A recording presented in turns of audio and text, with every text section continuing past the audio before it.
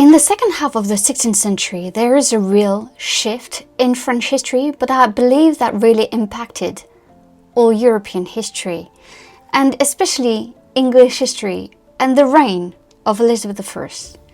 That is obviously the death of Henry II of France in 1559. Because to be fair, he died so quickly, and it was such a shock for his family, for his court, for his country, but also for his neighbours. He was only 40 years old, and I know you might think, oh, at the time, 40 years old was the time for a king, or queen to die. But actually, when you look at Elizabeth I and Catherine de Medici, who both died at 69 years old, you realise that he had some time ahead of him. And he was still in a very good form and good shape. But he died in a jousting tournament. In this video, I would like to discuss, what if Henry II hadn't died in 1559? And what would have happened for the Anglo-French relations between Elizabeth and the French kings? In my book, Elizabeth I of England Through Valois Eyes, I discuss her relationship with Francis II of France and Mary Stuart, with Charles IX of France, with Henry III of France, basically with Henry II's sons. But if he had ruled for another 10 years, for another 20 years, would we have had the religious civil wars? Would we have had true peace in Europe with the Italian wars? Would we have had a peace between England and France? And more interestingly, would have Henry II pursue Elizabeth with his sons, like Catherine de Medici did? Henry II of France was born on the 31st March 1519, and he died, as I said, abruptly on the 10th July 1559. He became King of France on his birthday on 31st March 1547, until his death in 1559.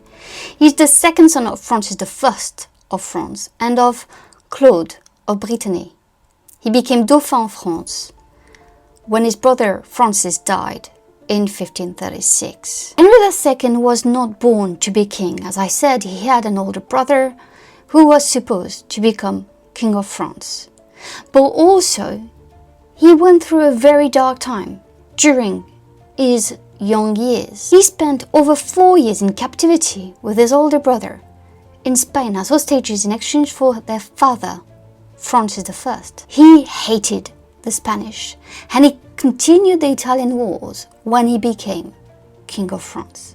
He was a real, opponent and rival to Charles V of Spain, and he would have been also a very big rival to Philip II of Spain. It is thanks to him, but mostly thanks to Catherine, who gave this magnificent speech in the Parlement de Paris to try to get funding for her husband when they got Calais back in 1558. But they also lost, the war, and they had to do a peace treaty. The peace treaty of Cateau-Cambrésis was in 1559, and they agreed for their eldest daughter, for Catherine de Medici and Henry II's eldest daughter, Elizabeth of Valois, to be married to Philip II, one of their biggest rivals.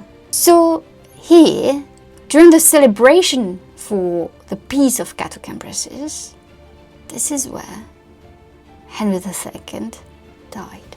But in this what if history, we're going to have an alternative history of what would have happened in terms of what would have happened in France, what would have happened with the relationship with England, and what would have happened, obviously, to Catherine de Medici. And I'm going here to say that he had lived for 20 more years, so he would have died in 1579 instead. Henry II was a very strong Catholic king. He was completely determined to suppress the Reformation in France. He basically persecuted Protestants and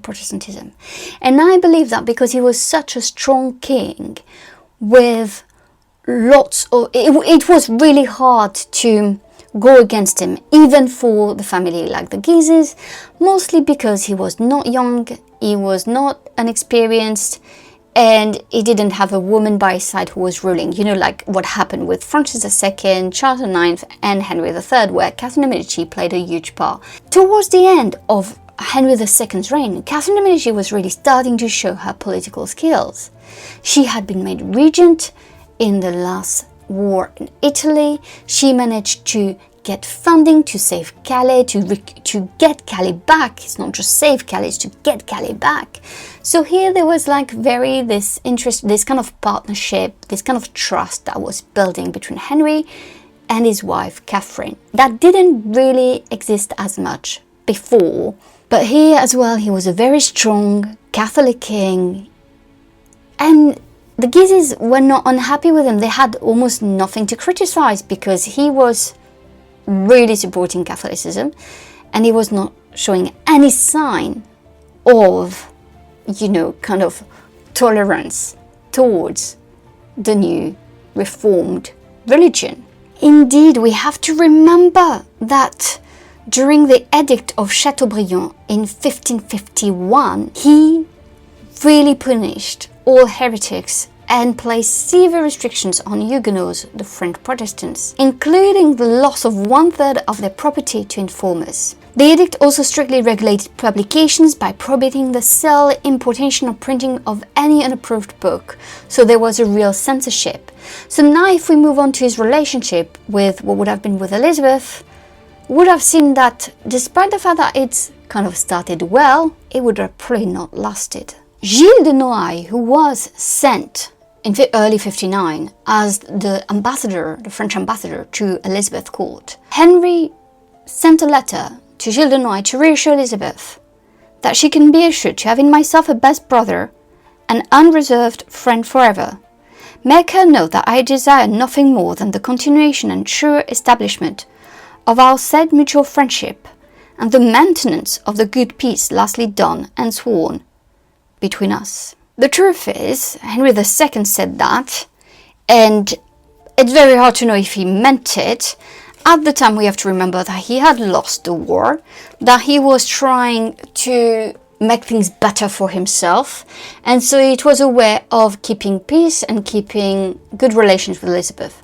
But I believe that his religious beliefs, the fact that he lacked completely tolerance compared to Catherine de Medici, who understood that you needed to find a balance. So he was kind of, for me, when you read it, and if you put what if in history he would have lived longer, I think he was buying time. And I'm saying that because I really believe that he would have continued to persecute Protestants, and that in the end Elizabeth would not have let him do it. Having said that, Elizabeth would have gone against a very strong Catholic power, and she might have felt a bit less comfortable sending men and money to the Huguenots like she did in 1562, when she really supported the Huguenots against Charles IX and Catherine de Medici. Yeah, I think she underestimated Charles IX and Catherine de Medici, especially Catherine. So here I think we would have had more such of a power play. But now what would be interested to think about is I don't believe there would have been religious civil wars like it happened. I think there would have been kind of riots, uprisings, rebellions, and I think that Henry II would have crushed them. He would have crushed them with an iron fist, and he would have done it with the Guises because he was extremely close to the Duke of Guise at the time. They had been on the battlefield together, and I think there was some sort of allegiance, at least at the time, from the Guises to Henry II. So here I think that without the religious civil wars, it would have meant that Henry II would have persecuted Protestants, and maybe would have had lots of refugees from these people, like leaving France to England much earlier. They do that extremely in the 17th century, and then we have a huge wave of immigration of French Protestants in the 17th century to England because of the persecution of Louis XIV of France. And I think it would have happened before with Henry II. I think we would have had a first wave of Protestant refugees going to England think Elizabeth would have tried to help, but I think she would have been extremely cautious. Also, it would have meant that Mary Stuart would not have become Queen of France in 1559, so it would have meant that the rivalry maybe between the two cousins would not have been as bad and sharp, because Mary would have stayed as a Dauphine and probably ruled Scotland maybe with her half-brother. Maybe she would have made concessions, would have been very happy to stay in France. So it's very hard to understand what would have happened. At the same time, she would have gained experience at the death of Henry II in 1579, if we, say he's, lasting for 20 more years. Maybe then the kind of like the rivalry would have started and would have been a bit more dramatic, because obviously they didn't really recognize Elizabeth's legitimacy. But because Henry II had no problem with recognizing Elizabeth's legitimacy at the time on the English throne in 1559 when she became queen, I think it would have made very much harder for Mary and Francis II to dispute that. Then we can also argue what would have happened if Francis II had died in 1560 as well. If we don't move that timeline, what would have happened to Mary? And I think because Henry II really liked Mary Stuart, he would have allowed her to stay in France, and Catherine de Medici would have had no say in this. Another thing that I think would have happened as well is the fact that Diane de Poitiers was 20 years older, so at some point she would have passed away before Henry, and it would have meant much more closeness between Henry and Catherine. In which way, you might ask? In the sense that there was already that trust, that partnership that was building in the late 1550s, and I think that would have grown. I think Catherine de Medici would have ended in the Privy Council instead of Diane. I think he would have given more power, political power, to his wife, and I think as a couple they would have been a power couple ruling France together, and he would have recognized and listened to Catherine in terms of how to balance, especially after crushing most of the rebellions, how to balance more the country and how to make peace. Do I think that there would have been a marriage between Marguerite of Valois and Henri de Navarre? Probably, because there was no fear of having a succession problem, of having him becoming King of France, because he would still have had his other sons. So I don't think he would have been scared of that. And I think that in that sense it would have helped bring peace. And I think the massacre in Paris in 1572 would not have happened under Henry II's reign. He was a king who was really much established, really experienced. Now, do I think that the Henry II and Catherine de Medici would have pursued Elizabeth with their sons? It's a difficult question. I'm actually not sure, because I think it was Catherine de Medici's dream to have her sons on different thrones. And I don't think Henry would have really liked having not only his daughter, Margaret of Valois, married to a Protestant, but having, it was just to make peace in that part of France, with the Huguenots, to make a treaty. But then having one of his sons married to a Protestant queen, I think it would have been very hard. So I don't think that it would have happened as easily. I don't think he would have wanted to pursue.